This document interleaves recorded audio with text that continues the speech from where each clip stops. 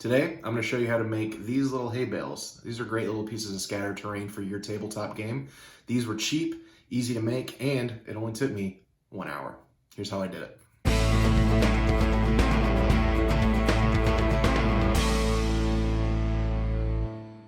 I posted these hay bales in the Tabletop Crafters Guild Facebook group, and I got a really strong response to them. I hadn't seen a tutorial for where to build great tabletop gaming level hay bales anywhere. There's some other great tutorials out there for like model railroads, hyper realistic kind of stuff, but I hadn't seen any for tabletop games, so I thought I would give it a shot. These little hay bales are really cheap, quick to make. You can probably make them with just what you have on hand if you're already in the crafting hobby. Keep in mind, this build is about speed. I don't like wasting time on crafting, so I set myself a 1 hour time limit for this particular craft. During this video, I'll go over some of the other techniques that I might have used if I was trying to make this more realistic or more durable piece. But 1 hour, 10 hay bales, for me, you can't beat that. To build these hay bales, you're gonna need a utility knife. You're gonna need a steel square or another kind of straight edge. You're gonna need your secret weapon, which is a wire brush. In this build, I used XPS Foam. I found that 1/2 inch is a pretty good thickness to use. I used Podge matte. Depending on how detailed you want to get, you can use different types of paints. I used cheap craft paints. The colors I used were yellow, burnt umber, and vanilla. And I used Floral Wire in a pretty thin gauge. I had 26 gauge on hand, so that's what I used. So the first thing you're gonna do is cut the foam into the size of hay bale that you want. I had 1/2 inch thick XPS foam, and so the hay bales I made were about 2.5 feet tall at the scale I was using. I made a batch of 10, and it took about an hour. Make as many or as few as you think you're gonna need, but definitely make them in batches. You're not gonna wanna make 1 or 2 of these at a time. I'm making square hay bales because I have square stock, and so that's easier for me. You could probably also make round hay bales using these methods as well. Pick up your secret weapon, the wire brush. You're gonna make long indents into each side of the hay bale. Go pretty deep. You're gonna wanna break the edges up quite a bit. Most hay bales you see aren't gonna be super tidy, and with this method, you're gonna end up with fibers of hay that pop out at different angles, and this is a good thing.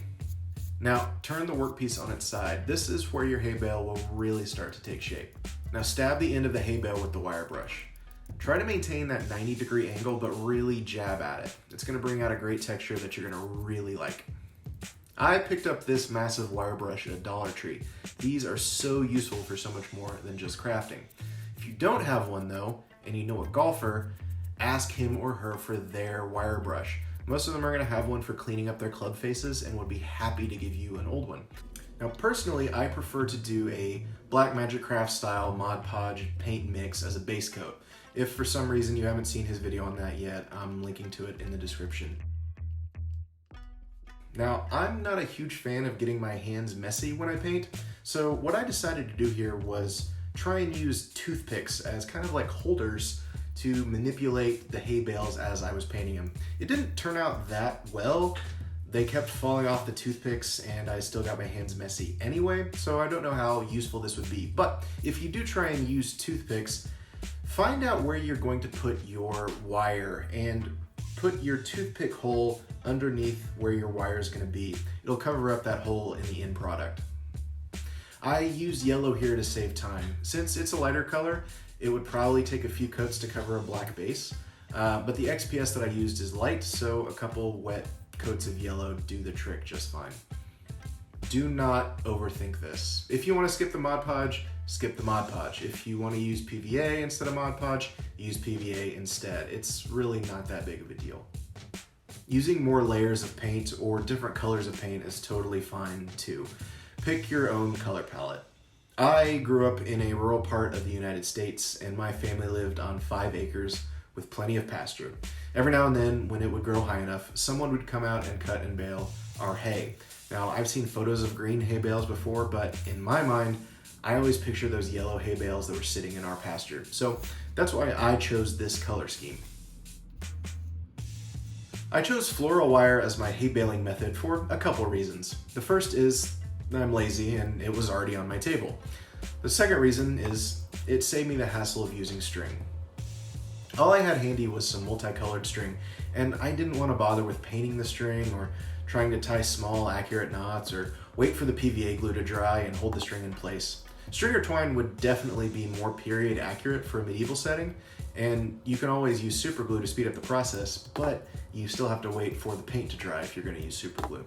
The floral wire I'm using is silver, but you can get floral wire in a wide variety of colors. So I guessed at a length for the wire, which was about 5 inches. I made a cut and I remembered that length in my head. I started by making sure that the joined ends of the wire would cover up the toothpick hole I made in the painting step. This is the ugliest looking part of the wire detail, so I want it on the bottom too. I wrapped the wire around the bale, squeezing it pretty tightly to pull out that bulged look that hay bales tend to have. This also draws out some of those individual grains, which make your pieces really pop. I wrapped the wire around the bale twice, twisted it together, and cut off the excess. After you've twisted the wire together, smash the ends into the XPS to secure the wire in the hay bale. I cut off about a 1/2 inch of excess from my first 5-inch wire, meaning the rest of the wires I cut should be 4.5 inches. I repeated that process on both ends of each hay bale. You can also use a hairdryer to speed up the drying process. I'm basically bald, so I don't have a hairdryer, and my heat gun was elsewhere. So I just moved on with the wet paint, which is totally fine as long as you don't mind having messy fingers. I don't like it. Finally, I made a quick light wash with burnt umber and vanilla. I tried a burnt umber dark wash first, but even heavily diluted with water, it really just kind of ruined the effect. I ended up with this milk chocolatey color, and it made a huge difference. Lighter really is the way to go here.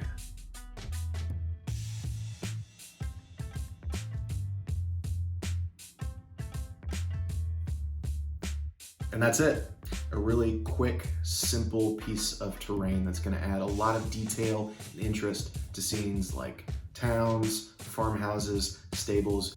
Plop one of these down, 10 of these down on the table, and it's gonna make it look that much better. Like I said, these only take about 1 hour to make, and I made about 10 of them in that 1 hour. When I posted a picture of these, I got a really strong response from the people in the Facebook group, and so it led me to make this video. This is my first crafting tutorial. You'll probably notice that there's gonna be a few shots that are out of focus. The sound quality is not great. Maybe the lighting's a little bit off, and I'm not comfortable presenting the camera just yet.